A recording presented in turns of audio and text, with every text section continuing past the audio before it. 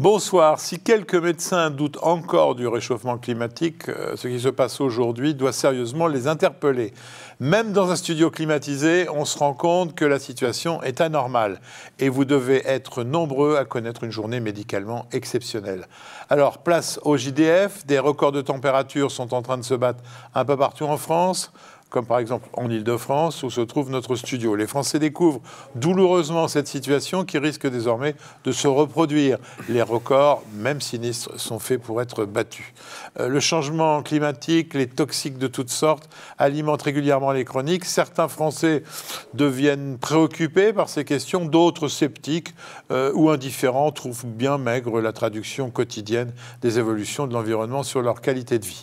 Le co-présentateur de cette émission que vous connaissez désormais très bien est le docteur Nicolas Leblanc, médecin de santé publique, et c'est important aujourd'hui chez notre partenaire Vive. Bonsoir Nicolas, le plan de cette émission. Bonsoir Jean-François. Donc nous allons aborder 3 grandes questions. Les impacts du changement climatique sur la santé, l'exposition aux toxiques et enfin la pollution de l'air. Alors, je vous laisse présenter notre invité, le professeur Rémi Slama. Rémi Slama est épidémiologiste environnemental à l'INSERM, un des meilleurs experts mondiaux en la matière. Nous allons donc faire le point sur ce sujet. Il dirige l'équipe d'épidémiologie environnementale de l'Institut pour l'avancée des biosciences à Grenoble. Polytechnicien, ingénieur agronome et docteur en santé publique, il est expert auprès de plusieurs organismes internationaux, ainsi que pour l'Agence de sécurité sanitaire de l'environnement, la Commission européenne et le ministère de l'Environnement. Rémi Slama, vos connaissances sont immenses. Vous les avez publiées dans un livre qui s'intitule « Le mal du dehors, l'influence de l'environnement sur la santé » aux éditions Quai. Pour commencer, pourriez-vous nous dire un peu plus ce qu'est l'Anthropocène ? L'Anthropocène, c'est un nom que les climatologues ont proposé de donner à l'ère géologique dans laquelle nous nous trouvons et qu'ils font débuter il y a quelques siècles, en gros, au début de la révolution industrielle, par exemple dans les années 1760, avec l'invention de la machine à vapeur par Watt et ses prédécesseurs, avec l'idée qu'on est entré dans une ère où l'activité humaine est telle qu'elle est visible à l'échelle de la planète et pas seulement localement. Et ça se manifeste notamment par une pollution globalisée et ce changement climatique. L'Anthropocène, donc la dernière ère. Personne ne dit ou espère que c'est la dernière ère. Il n'y a rien d'irrémédiable dans les changements qu'on constate, et notamment le changement climatique, pour lesquels... Mais pour changer d'air, il faudrait il faudrait qu'on aille en arrière et qu'on revienne à la période précédente. Or, on n'en prend pas le chemin. Alors, il ne s'agit pas de revenir en arrière dans le sens de vivre comme on vivait au Moyen-Âge ou dans les cavernes. Non, mais que nos effets soient moins visibles sur la planète. Effectivement, la solution et la voie que nous indique le GIEC, qui synthétise toutes les données sur le changement climatique, est de limiter et même de neutraliser toutes nos émissions de gaz à effet de serre, ce qui devrait permettre de limiter les conséquences du changement climatique. Donc nous allons aborder dans cette première partie les changements climatiques et tout le monde se pose la question aujourd'hui des récurrences de ces événements que nous sommes en train de vivre. Est-ce que vous pouvez nous rappeler brièvement ce que sont les projections futures sur ce changement climatique ? De quoi parle-t-on réellement aujourd'hui en quelques mots ? On parle d'une augmentation des températures qui est concomitante et qui est due à l'augmentation de ces émissions de gaz à effet de serre telles que le dioxyde de carbone ou le méthane dans l'atmosphère. Cette augmentation de température, elle pourrait atteindre, selon la façon dont on modifie nos émissions, 1,5, 2, 3, voire plus que 3 degrés à la fin du XXIe siècle.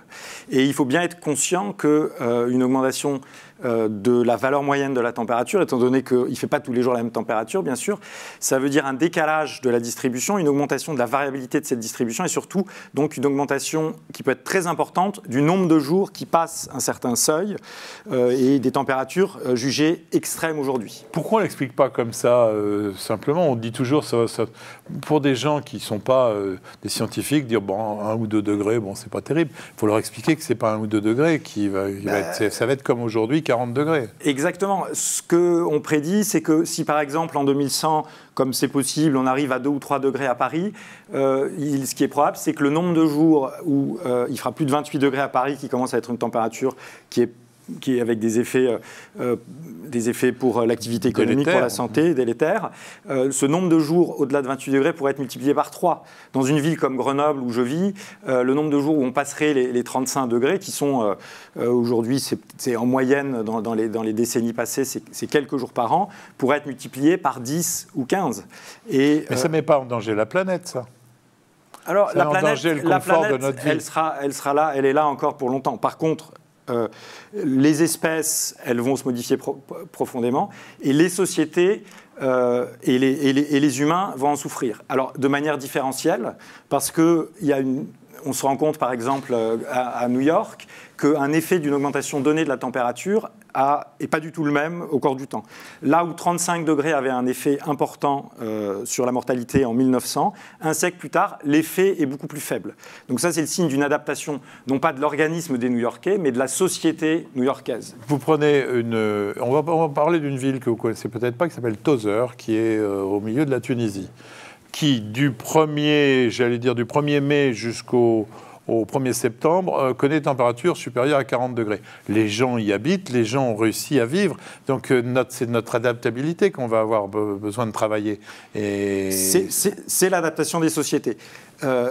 La société, l'exemple de New York que j'évoquais, c'est une adaptation qui s'est faite à base de climatisation, à base de véhicules climatisés. Donc les gens vivent dans un environnement plus chaud, mais sans être réellement exposés au chaud. Sauf que tous ces comportements et ces modifications ont entraîné des émissions de gaz à effet de serre accrues qui sont la cause du réchauffement. Donc la solution adoptée aux États-Unis, pour faire simple, et en Amérique du Nord, n'est pas tenable et n'est pas du tout transposable à l'échelle de la planète. Et effectivement, d'autres sociétés, l'exemple de Tozeur, l'exemple de petits villages grecs où on a des constructions tout en blanc, ce qui veut dire un albédo qui est très efficace, qui va renvoyer une bonne partie de l'énergie reçue. C'est quoi un albédo ? L'albédo, ça quantifie la fraction d'énergie qui est réémise par rapport à ce qui est reçu.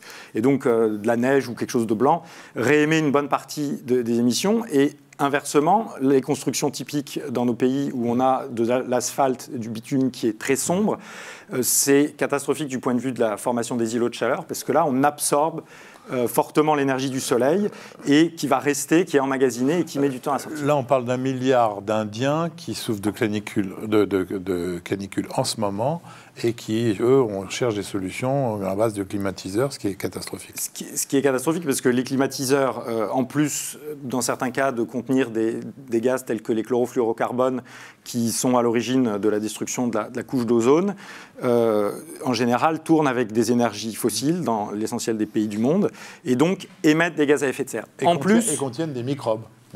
En plus de rejeter de la chaleur dans l'environnement urbain et donc de contribuer à ce phénomène d'îlot de chaleur urbaine. Donc c'est une solution à court terme, mais dans beaucoup d'endroits, c'est la cause du problème en partie.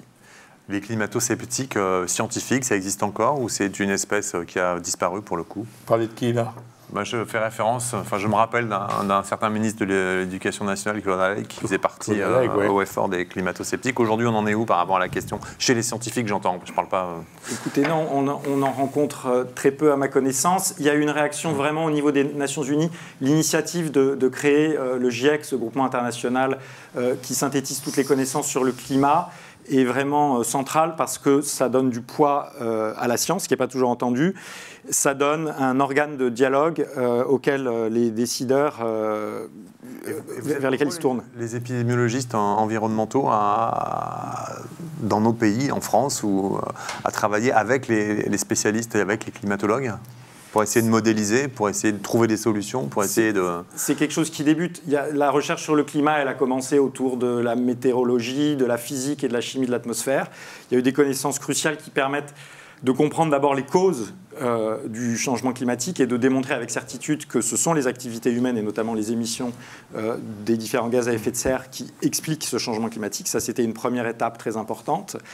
Et de plus en plus, on réalise que ces sciences du changement climatique qui étaient beaucoup centrées autour de la physique et de la chimie de l'atmosphère doivent s'ouvrir vers la santé pour prendre en compte les conséquence des variations de température sur la santé, doivent s'ouvrir vers la politique et l'économie pour réfléchir aux manières de lutter contre le changement climatique et de trouver des solutions économiquement acceptées par tous, doivent s'ouvrir vers les sociologues, les philosophes, les anthropologues, parce qu'on va avoir des problèmes liés aux migrations de masse, et puis bien sûr les agronomes qui doivent nous aider à réfléchir à la production d'alimentation dans un contexte où il fera chaud, ce sera difficile de travailler, où certaines espèces ne seront plus adaptées. Dites-moi, on vous écoute et on se dit effectivement cette intelligence brillante doit en rencontrer d'autres qui entre eux discutent de ça, mais il va en sortir quoi pratiquement là? Parce que déjà, est-ce qu'on peut dire qu'entre la canicule de 2003 et celle d'aujourd'hui, on a tenu compte, on a tiré les enseignements de ce qui s'était passé? Alors, la canicule de 2003, si vous vous rappelez, quelque chose de frappant, c'est que les pouvoirs publics n'étaient pas conscients en temps réel de ce qui se passait. Il a fallu que les médecins... C'est le petit polo du ministre de la Santé qui lui a coûté sa place. Et il faut dire qu'il n'avait pas les chiffres et il n'avait pas, en 2003 en France, les moyens d'avoir au quotidien le nombre de décès. Et donc, c'est les médecins urgentistes...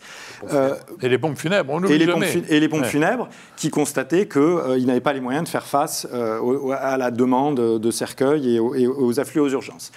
Depuis, ce qui a été mis en place par Santé publique France, c'est un système notamment qui s'appelle Sursaut et différents outils qui permettent de faire remonter beaucoup plus rapidement les décès, peut-être pas en temps réel, mais en tout cas en temps réel sur une partie du territoire. C'est quelque chose qui existait depuis longtemps en Angleterre, où la statistique publique était beaucoup plus développée depuis le XVIIe siècle, mais qui, en France, était vraiment en retard. Donc ça, c'est un retard qui a été en grande partie comblé. On a aussi tiré les leçons des études qui n'étaient pas très nombreuses, mais qui existaient depuis les années 70-80 sur les canicules de Chicago, mais aussi de Marseille, qui avaient eu lieu, qui ont permis de prendre conscience que si on s'occupait des personnes isolées, des gens en EHPAD, et qu'on s'hydratait convenablement, on pouvait réduire fortement la mortalité dans ces situations-là. Mais on a encore un grand trajet à faire pour passer de ces mesures au niveau individuel, qui sont très importantes et qui sont très efficaces, à une vraie action collective pour rendre nos villes adaptées au changement climatique, parce que le changement climatique est inévitable et la température va continuer à augmenter dans les prochaines décennies, même si on fait quelque chose. Et puis à plus long terme, lutter contre le changement climatique, le système atmosphérique et les océans ayant une certaine inertie, les résultats n'apparaîtront qu'à partir de la fin du XXIe siècle. On a un président qui, hier, à Tokyo, a fait une déclaration en disant que c'était devenu une priorité, hein, l'écologie et justement la lutte contre ces changements climatiques. Ça se traduit sur le terrain en termes de moyens pour vous, de recherche, et il place la France comme dans le peloton vraiment de tête des réformateurs. C'est ce que aussi vous constatez, vous, au niveau de votre recherche? C'est une question vaste. Il y a une donc réponse courte. Réponse courte, c'est que on pourrait mettre beaucoup plus de moyens pour inciter à ce que les jeunes fassent de la recherche et se jettent sur ces questions qui sont absolument cruciales parce que le débat est colossal. Donc, à l'heure actuelle, on n'atteint pas encore l'objectif qui est de mettre 3% de notre produit intérieur brut dans la recherche. Il y a vraiment des moyens. C'est l'argent qui manque, je suppose, c'est pas les volontés, parce que tous les gamins ont envie justement d'aller vers vos professions. Oui, mais quand ils arrivent à 22 ans et qu'ils doivent choisir, le fait est que les carrières qu'ils leur proposent, peut-être qu'ils sont un peu matérialistes, mais j'ai pas de jugement à avoir, mais leur donnent pas toujours envie, sachant qu'il y a plein d'autres métiers passionnants à faire aujourd'hui sur la Terre. Donc ceux qui sont très bien formés sont pas encore très nombreux à se tourner vers la recherche. Il y a énormément de choses à faire et il y a des défis à relever en santé, en physico-chimie, en urbanisme. Et la France est bien placée là-dessus? La France est bien placée. On a une très bonne recherche sur le changement climatique et ses conséquences. Les climatologues français sont excellents, très bien placés au niveau du GIEC. On a des urbanistes, on a un corps des ponts et chaussées qui pourraient être capables, ça s'appelle l'IPEF, de réfléchir aux villes de demain. On a une infrastructure de transport avec un réseau ferré qui, historiquement, a été très fort, qui a un petit peu été... dont la taille a été diminuée, mais il y a beaucoup de leviers pour inventer une société de demain où tout le monde pourra supporter davantage le changement climatique et continuer à avoir une activité, se déplacer. On a l'impression que les professions de santé sont en revanche assez peu formalisées, peu formées, peu sensibilisées, peu organisées sur le sujet. Est-ce que vous avez l'habitude de travailler avec des médecins, avec la recherche médicale sur ce sujet-là ? Nous, on fait de la recherche en prévention qui est complètement insérée dans le tissu médical, dans la mesure où notre CHU, les hôpitaux autour de nous nous soutiennent dans nos travaux, les sages-femmes, les infirmiers, les infirmières, les médecins nous aident. Mais il faut reconnaître effectivement que la santé publique et la prévention est un des parents pauvres de la médecine, que historiquement nos collègues anglo-saxons ont une recherche en santé publique et une tradition de santé publique plus forte. On pourrait avoir beaucoup plus de médecins qui conseillent les maires. Alors, on s'arrête 30 secondes. Comme je présente à chaque fois Nicolas Leblanc comme médecin de santé publique, j'aimeais lui demander son avis, lui, justement, sur ce problème-là. Est-ce que la santé publique française va assez vite ? Vous-même, vous faites des structures de recherche et d'application pratique. En tout cas, je souscris à ce qu'a dit Rémi Slama, c'est qu'il est clair que la santé publique a toujours été un petit peu le parent pauvre et un petit peu moins valorisé dans le système que les autres spécialités très cliniques et très techniques. Et on voit bien la nécessité d'avoir cette formation, qu'elle soit médicale ou pas d'ailleurs, pour pouvoir faire en sorte que les collaborations puissent se faire entre différents métiers, puisqu'on est à l'échelle d'un système.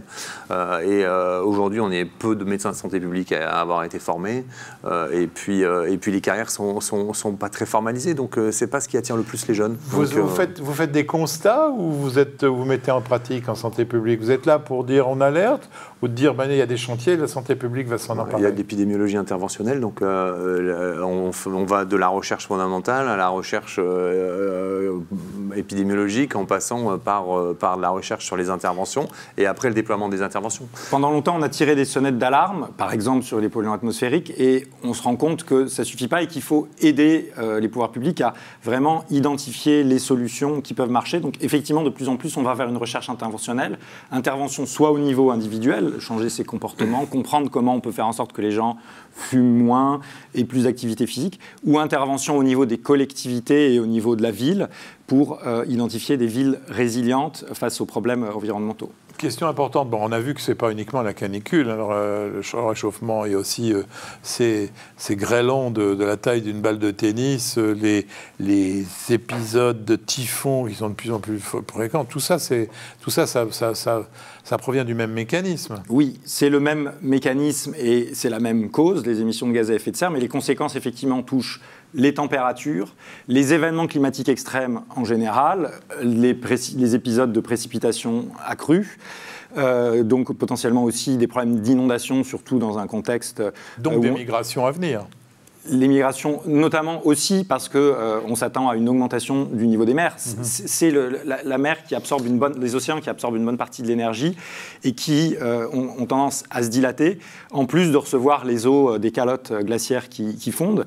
Et donc on va avoir probablement une augmentation de quelques dizaines de centimètres, voire jusqu'à 1 mètre du niveau de la mer en moyenne, là encore, qui peuvent avoir des effets sur ces migrations, sur l'accès à de l'eau potable, ce qui est bien sûr crucial, sur les possibilités de cultiver certaines espèces. On va voir aussi peut-être davantage d'espèces potentiellement nocives. On peut penser aux phénomènes d'algues brunes qui ont touché certains départements d'outre-mer, la Bretagne, et qui émettent des gaz comme l'H2S qui sont toxiques. Donc il y a, en plus de l'augmentation des feux de forêt aussi, qui, en libérant des particules fines, vont avoir un impact sur la santé, on a une palette d'effets sanitaires du changement climatique qui est absolument colossale et dont on ne sait bien caractériser à l'heure actuelle qu'une partie. D'où l'importance de ces annonces et des efforts pour mieux comprendre tout ça et lutter. Et pour lutter, là, ce que vous nous disiez, Rémi, tout à l'heure, c'est que ça va prendre du temps avec l'inertie systémique. Est-ce qu'on a une génération sacrifiée ou des générations sacrifiées? Nos enfants vivront-ils l'enfer par définition avant que la situation en devienne normale? Alors, il faut d'abord rappeler que jusqu'à aujourd'hui, l'espérance de vie continue à augmenter, peut-être pas très fortement, d'une génération à l'autre. Maintenant, à votre question, c'est demain.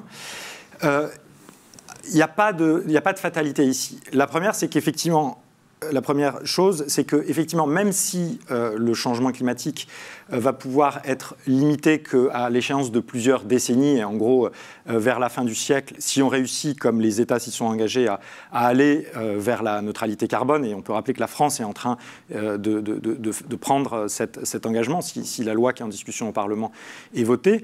Donc, ça va prendre du temps à ce que le climat se calme. Maintenant, pendant ce temps-là, ça c'est le problème de la lutte, il y a moyen de lutter, et c'est toute la problématique de l'adaptation au changement climatique, de la résilience au changement climatique. Et on sait qu'il y a des sociétés et des endroits où on a su s'adapter au changement climatique, où on est capable de vivre en milieu plus chaud ou en présence d'événements climatiques extrêmes. Et donc tout l'enjeu, c'est de réussir à rendre nos villes, parce que les 3/4 de la population vivent en milieu urbain, résilientes au changement climatique, et faire en sorte que ce qui bénéficie pour le moment des fois aux gens les plus chanceux bénéficie bien sûr à toute la population. Ce que disait Nicolas, c'est qu'on va demander aux gens des mesures significatives dont ils ne vont pas voir les résultats. C'est ça qui peut... Effectivement, changer son mode de déplacement, limiter ses émissions de gaz à effet de serre, ne va apporter d'effet qu'à l'échelle de plusieurs décennies. Par contre, adapter les villes, faire en sorte qu'on ait davantage de végétalisation en milieu urbain, avoir des toits qui réfléchissent mieux la lumière, ça va avoir des effets à court terme, et ça va permettre de limiter les phénomènes d'îlots de chaleur urbains et de faire en sorte qu'à la prochaine canicule, on souffrira moins. Donc, il y a des mesures à prendre et à imaginer à court terme, en plus d'adapter tous nos systèmes de transport, nos systèmes de soins, de logement à ces épisodes caniculaires extrêmes. Quel est l'impact du climat sur les maladies infectieuses? Parce qu'on a eu l'impression de les maîtriser, les maladies infectieuses, avec l'avènement des antibiotiques, puis des antirétroviraux du XXe siècle. Du XXe siècle. Mais on entend, alors on voit bien que les épidémies sont en train de changer d'endroit, de répartition. On parle de réminiscence de vieilles bactéries qui seraient libérées par les glaces fondantes du permafrost. Il y a quelques informations qui semblent assez catastrophistes sur le sujet. On en est où réellement? Il y a une préoccupation de ce côté-là, parce qu'effectivement, il y a pas mal de réservoirs à maladies infectieuses, tels que des insectes, dont la survie et l'aire de répartition dépend complètement des températures. Si la température de l'eau passe en dessous de 10 ou 15 degrés, il y a plein d'espèces et de larves d'insectes qui ne vont pas survivre. Si on commence à avoir une température qui, toute l'année, dépasse certains niveaux, vous allez avoir apparaître, à la faveur aussi de migrations, des voyages qui sont très fréquents, des espèces d'insectes, des espèces de bactéries dont on s'était débarrassé avant, ou alors comme des espèces nouvelles. Comme le moustique tigre, ouais. Comme peut-être différents problèmes infectieux dont l'aire de répartition va changer. Il n'y a pas de modélisation très précise. On n'est pas à dire que la malaria va forcément revenir chez nous, mais il y a clairement une préoccupation et une alerte à avoir. Parce que la malaria, on a appris à savoir comment un peu la combattre. On est meilleur qu'il y a quelques dizaines d'années. Mais en fait, les maladies infectieuses, vous parliez tout à l'heure du permafrost. Il faut savoir que le monde est passé à travers des épidémies effroyables, puisque la grippe espagnole a tué beaucoup plus de gens que la Première Guerre mondiale. Hein. On est maintenant des hypothèses à 30-35 millions de victimes. On a retrouvé des corps congelés dans la banquise de gens qui avaient été enterrés avec un microbe de la grippe espagnole. Est-ce que ce genre de choses, c'est des scénarios auxquels vous réfléchissez ? Moi, je ne suis pas un spécialiste des maladies infectieuses, mais la grippe espagnole, c'est de la grippe, donc c'est des virus qui sont préoccupants et qui tuent beaucoup de monde. Ah oui. Mais contre lesquels on arrive, quand on a un petit peu de temps, à faire des vaccins, disons, plus ou moins efficaces. Même s'il y a un mauvais épisode de grippe, en France, ça peut faire 20-25 000 décès, et ça arrive. Donc, effectivement, il y a une préoccupation concernant ces maladies infectieuses, en plus des problèmes liés aux températures extrêmes, aux inondations, aux migrations de masse, qui elles aussi sont associées à des pathologies infectieueuses, bien sûr. Et comment vous faites, en fin de compte, dans votre métier? Vous savez, on a parlé d'insectes, maintenant on parle de migration de masse, qui sont quand même pas des problèmes similaires. Vous réunissez toutes les compétences pour pouvoir réfléchir, faire des études épidémiologiques? Il y a historiquement, les gens ont tendance à travailler un petit peu en silo, chacun dans sa discipline, mais de plus en plus, l'approche adoptée est une approche interdisciplinaire dans laquelle on va se faire croiser des spécialistes de la physico-chimie de l'atmosphère, des spécialistes de la santé, des spécialistes bien sûr des statistiques et de l'intelligence artificielle. Donc il y a vraiment un enjeu de réussir à faire tourner cette machine scientifique avec plein de disciplines qui ne sont pas habituées à discuter ensemble, et c'est très lent. La recherche interdisciplinaire, nous on le fait sur un gros projet soutenu par l'Université de Grenoble, en fait ça prend beaucoup plus de temps. On y arrive parce qu'on est proche, mais il faut réaliser que ça prend beaucoup d'énergie et de moyens, que en plus le fonctionnement académique classique où chacun évalue les gens de sa propre discipline et sait bien faire ça, et pas très fort pour évaluer ça. Donc ça c'est un des grands défis qui attendent les scientifiques, les jeunes générations qui doivent se former et qui vont se confronter à ces questions qui sont absolument passionnantes, parce que modéliser une ville, modéliser le climat et toutes les conséquences systémiques qui sont là, réfléchir au système de transport et de production de l'énergie le plus adapté, le moins nocif, c'est absolument passionnant. Alors, et c'est imaginer le monde de demain. C'est passionnant, mais Rémi Slama, on en est où? On est dépassé ou les enjeux, on les maîtrise, à votre avis? Parce que là, on a quand même l'impression qu'on est au début d'une histoire, que c'est difficile, qu'il faut du temps pour accoucher de tout ça, que tout le monde n'a pas forcément conscience de l'énergie à mettre pour trouver des solutions. Donc on en est où, de votre humble avis? Il y a plusieurs étapes. Il faut identifier les dangers, les quantifier précisément les impacts et trouver les solutions. Pour chacune de ces questions, on est à un stade plus ou moins avancé. Je dirais que la prise de conscience du problème climatique et du changement climatique, elle est clairement là.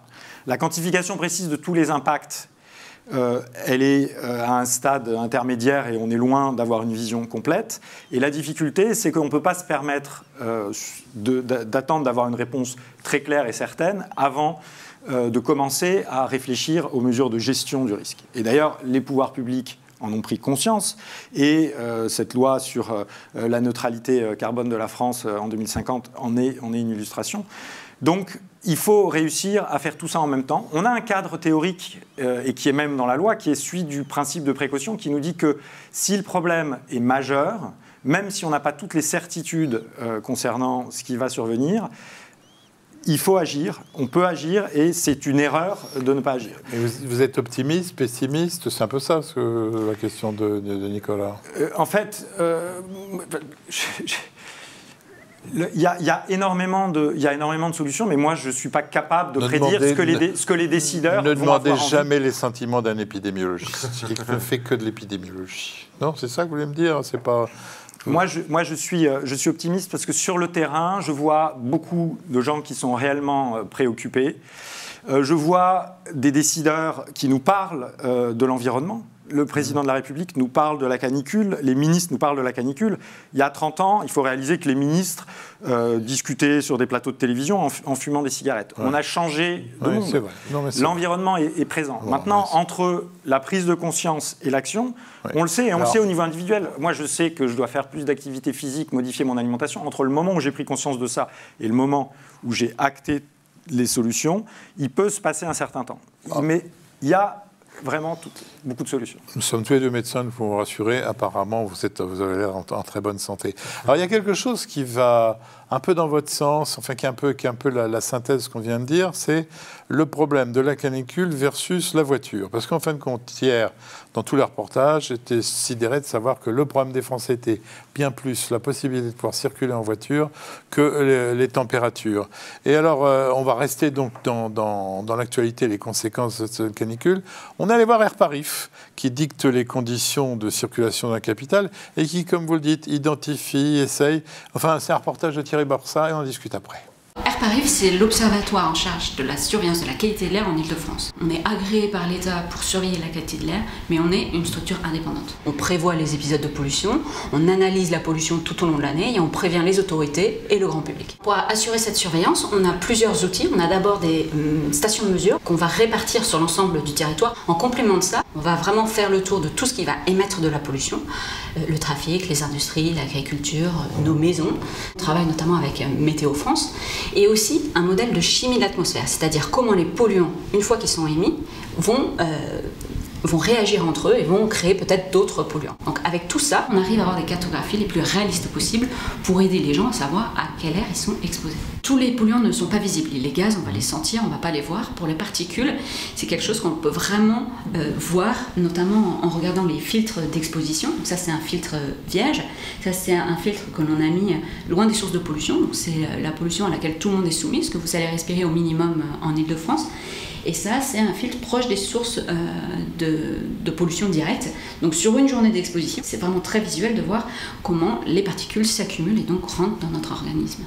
Pour les oxydes d'azote, la première source en Ile-de-France, c'est le trafic routier, tout ce qui est combustion. Ensuite, pour les particules 10 ou les particules fines, là on a plusieurs sources à l'année qui sont à peu près équivalentes. Les deux premières, c'est le trafic routier et le chauffage résidentiel, parce que le chauffage au bois, même s'il est très peu utilisé, pollue énormément, et même en Ile-de-France et même à Paris. Ensuite, nous avons l'agriculture, les chantiers et les carrières. C'est les 4 sources principales pour les particules. Pour l'ozone, c'est un polluant qui va être fabriqué à partir des sources directes de pollution. Avant tout, les oxydes d'azote, donc qui proviennent du trafic routier, et des COV. Les COV, c'est des composés organiques volatiles. Ça va provenir de tout ce qui est solvant, colle, aggloméré, rénovateur de plastique dans vos voitures, caoutchouc. Donc ces COV-là, ces composés organiques volatiles, vont réagir avec les oxydes d'azote quand il va faire beau et chaud pour créer de l'ozone. Et là, on peut avoir des épisodes de grande ampleur qui peuvent atteindre l'ensemble de la région. Tous les polluants problématiques dont nous avons parlé ont un impact direct sur la santé. On va avoir les oxydes d'azote qui vont avoir un impact sur le système cardiovasculaire, sur le système respiratoire. Pareil pour l'ozone. Et pour les particules fines, donc des gènes respiratoires, et certaines particules ont même été montrées comme cancérigènes, certaines. On travaille beaucoup avec le monde de la santé, d'abord pour leur fournir des données pour qu'ils puissent travailler, donc avec des épidémiologistes pour faire des études sur plusieurs années pour voir quel est l'impact de chaque polluant, mais aussi pour créer des formations comme avec des médecins de la Fondation du Souffle. On a travaillé pas mal avec eux pour voir quels étaient les impacts sur la santé. La pollution de l'air évolue vraiment depuis plusieurs années. On voit qu'il y a des polluants qui ont disparu parce qu'on a su agir. On a le dioxyde de soufre en Ile-de-France. Nous n'avons plus de problème et de dépassement en dioxyde de soufre parce que les mesures mises en place sur les industries ont été efficaces. Avant, nous avions des problèmes de plomb dans l'air.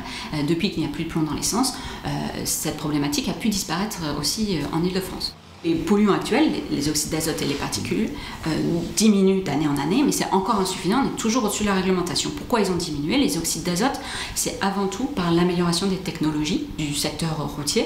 Les particules, elles ont diminué aussi un peu dans tous les secteurs.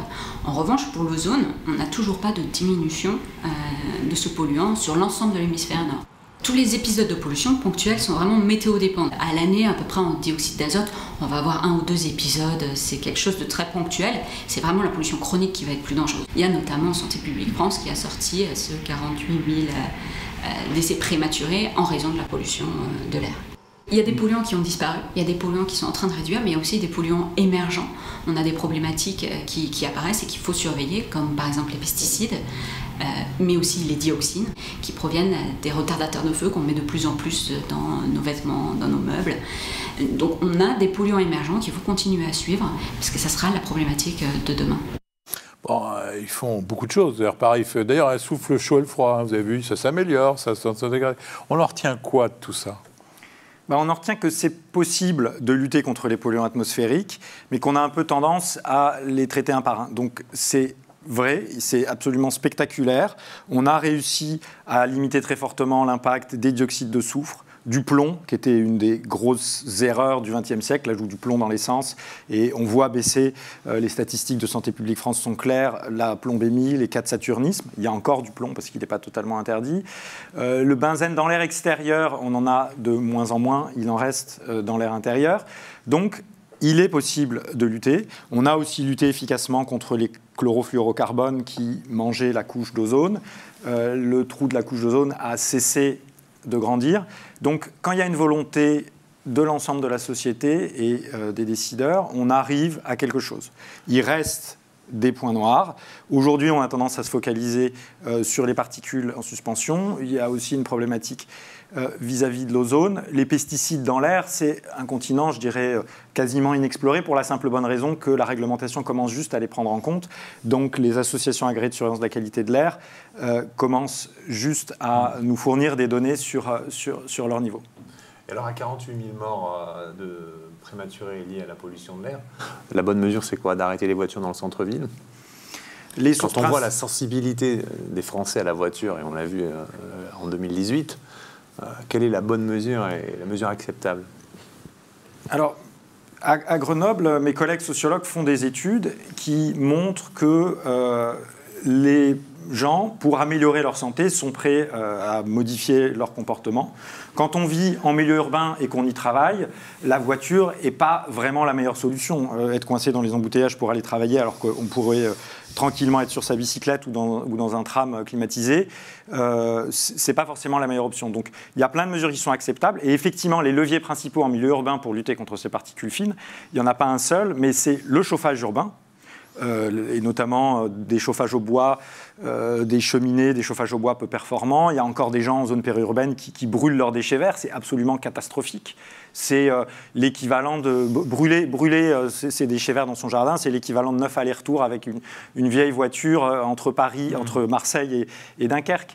Donc c'est le chauffage et c'est effectivement le trafic routier. Ça veut dire, bien sûr, offrir des alternatives aux gens pour que, si on leur dit que leur ancien véhicule qui rejette trop de particules fines est interdit, ils aient une alternative pour continuer à avoir des activités. Alors, vous me parlez des pesticides et on parle d'Airparif. On se demande un petit peu comment les pesticides et Airparif, ça peut fonctionner, vu que ce n'est pas quand même le problème principal des villes d'utiliser des pesticides, mais en revanche, c'est le problème de la campagne. Est-ce qu'il existe un air Larzac ou des organismes comme Airparif qui étudient de façon si précise notre air? Oui, les associations agréées de surveillance de la qualité de l'air, les ASCA, quadrillent l'ensemble du territoire. Airparif, c'est l'Île-de-France. En région Rhône-Alpes, c'est Atmo Auvergne Rhône-Alpes qui couvre 10 millions d'habitants et donc énormément de zones agricoles. Et il en va de même dans l'ensemble des régions de France, y compris les territoires d'outre-mer. Maintenant, ce sont des institutions, des associations qui travaillent beaucoup par rapport à la réglementation. Et la réglementation, elle a tendance à prendre en compte les connaissances bien établies et pas toujours à prendre en compte les connaissances émergentes. Et donc, on se focalise sur beaucoup de polluants qui sont bien connus et qui sont clairement nocifs, ceux qu'on vient d'évoquer. Mais les polluants émergents qui viennent d'être évoqués dans ce sujet par l'ingénieur d'Airparif sont encore pas tous dans la réglementation, ce qui fait qu'on a relativement peu de données. Les pesticides dans l'air ambiant, il faut bien être conscient qu'on parle de centaines de molécules potentielles, voire plus, qu'il y a un coût colossal et qu'à l'heure actuelle, on n'a pas d'obligation stricte. On a des études pilotes pour réfléchir, mais on n'a pas d'obligation stricte de les suivre en permanence. Quand on voit pour une substance que le glyphosate, tout ce qu'il y a, et si vous me dites qu'il y en a des centaines, comment va-t-on faire ? On a entendu parler du chlorpyrifos, je vais bien le prononcer, récemment. On en est où justement entre ce qu'on entend sur le glyphosate, le chlorpyrifos, les néonicotinoïdes on en est où de la connaissance scientifique sur la toxicité de ces produits? Et comment on doit l'approcher pour faire en sorte que la santé des Français soit protégée? Alors, d'une manière générale, les pesticides, ça fait partie des deux grandes classes de substances qui sont préoccupantes avec les médicaments parce qu'elles sont construites, elles sont développées pour avoir une action sur le vivant. Alors bien sûr, pas sur les pesticides et les médicaments, c'est peut-être pas quand même... Je ne suis pas en train de dire que l'effet est le même, mais disons que dans les deux cas, on a une molécule dont le but est d'avoir une action sur le vivant. Dans le cas d'un médicament, d'avoir un effet bénéfique sur la santé humaine. Pour soigner, l'autre pour tuer.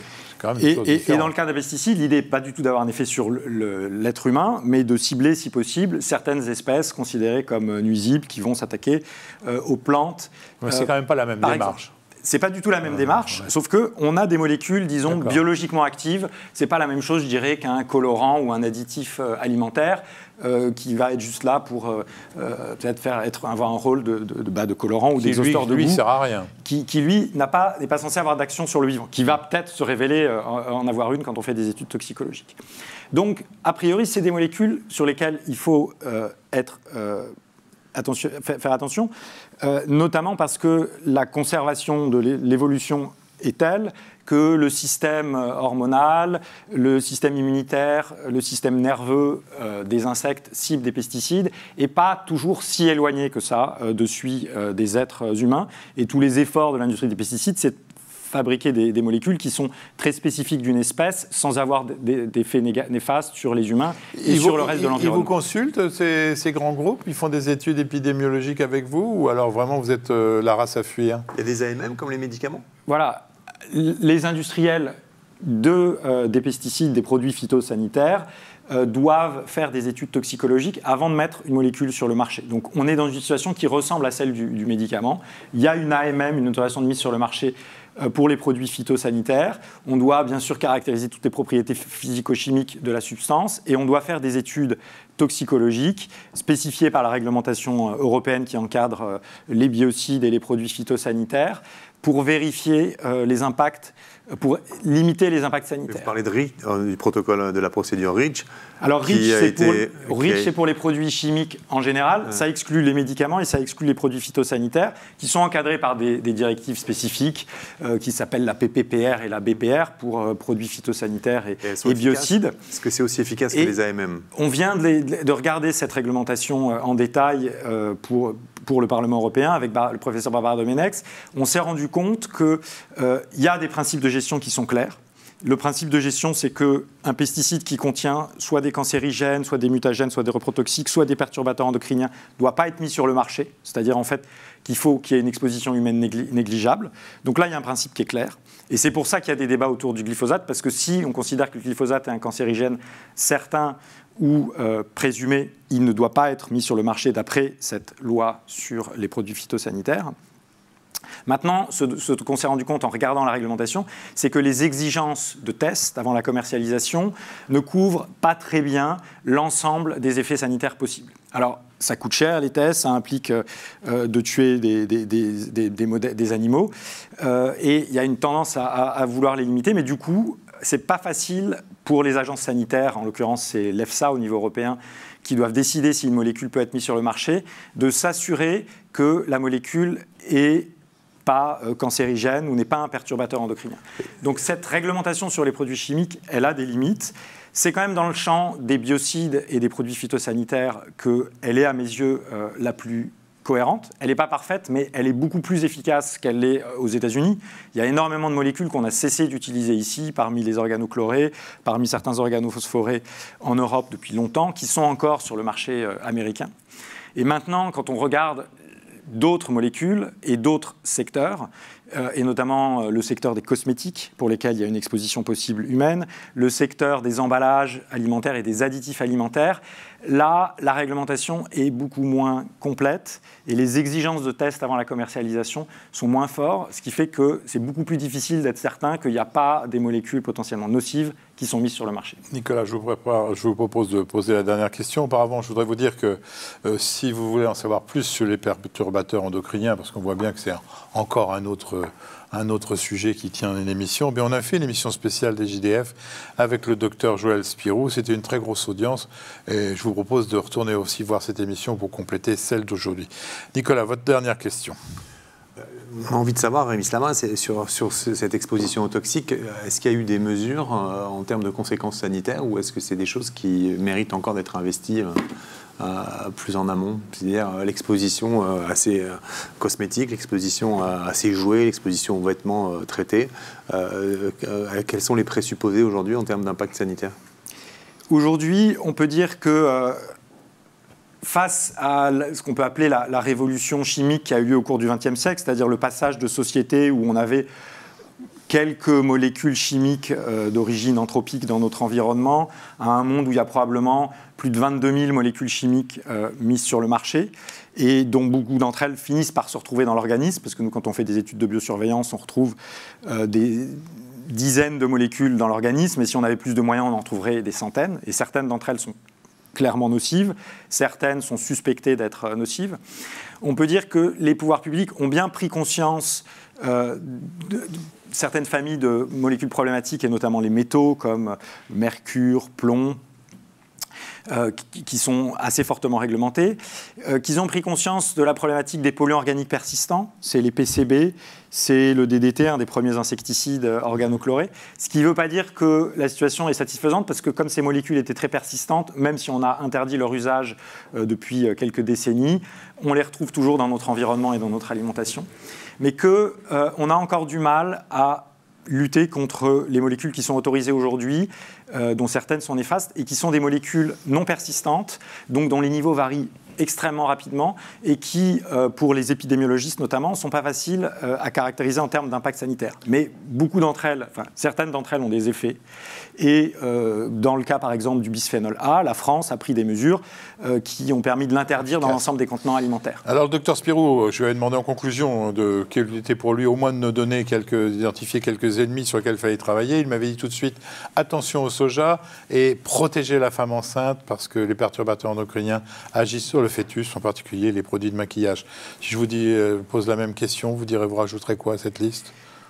Les autres questions qu'on a évoquées, à savoir les polluants atmosphériques qui vraiment font peser sur nos sociétés un fardeau terrible, et aussi sur le plan, pas seulement sanitaire, mais sur le plan économique, et de prendre conscience de cette problématique du changement climatique pour qu'on reste dans un monde vivable demain. Merci Rémi Slama. On rappelle le titre du livre. Écoutez, si vous voulez en savoir plus, vous pouvez bien sûr trouver toutes ces informations dans Le Mal du dehors, qui est un excellent livre, un peu rude parfois à lire, il faut l'aborder avec énergie et par partie, mais c'est une mine d'informations. Le Mal du dehors. Bon, merci Rémi Slama, c'était passionnant.